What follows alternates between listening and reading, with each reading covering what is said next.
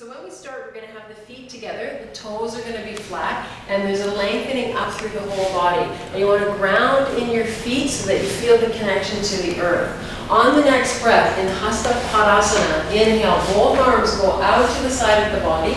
They come over, around to the top of the head. Now when you're exhaling, the hinge doesn't come from the waist, it comes from the hips. So as you exhale, you're descending down on the exhalation, stomach muscles pull in, which helps support the back muscles. Now the hands come directly beside the feet and the head drops down. Now each breath, exhale, there's again this hinge from the hips, the spine is pressing in, and the head is not leading the position.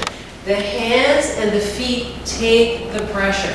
Now the legs should be fully engaged so that there's a pull up through the kneecaps and the stomach muscles gradually are engaged to support the back muscles. When we go to ekapadasana, inhale, the head is lifting up, the right leg begins to lunge backwards, sliding the foot, bending the knee, and the front of the foot gets pressed down. Now from this position, you may not see that it's not pressing to the knee, but it's actually pressing to the upper thigh and the hip.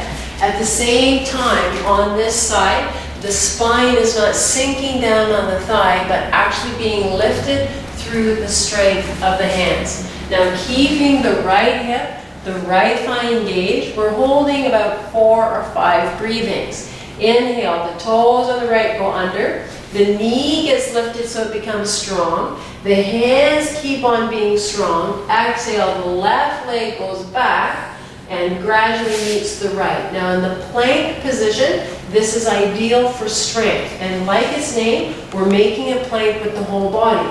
So the head is level to the upper spine, shoulders are being pulled back, there's a bit of a tuck with the tailbone so the hips stay engaged, and there's a press through all the toes for mobility.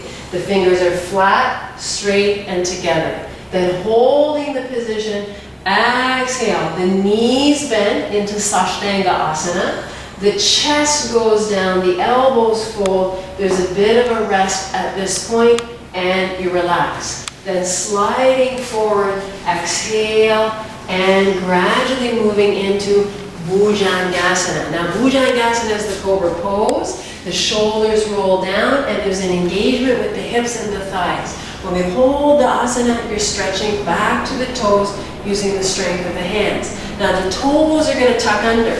Now it looks like it may be thrusted up with the hips, but the strength comes from the hands. Exhale, moving with the pranic force, downward facing dog. Feet are going to press back toward the ground and the heels are being engaged so there's a connection to the earth. At the same time, all the energy goes through the legs and out through to the back of the heels. Then gradually what we're going to do is we're going to go back to the plank position. So we're going to move the body back to the plank, holding the position, holding 2-3 breathings at this stage. Then exhale, bend both of the knees down, and as a resting position, push the hips back toward the heel, gradually into balasana, reaching out, resting the head, and lengthening through the back muscles. Now this sequence is taken from the traditional sequence of Surya Namaskara.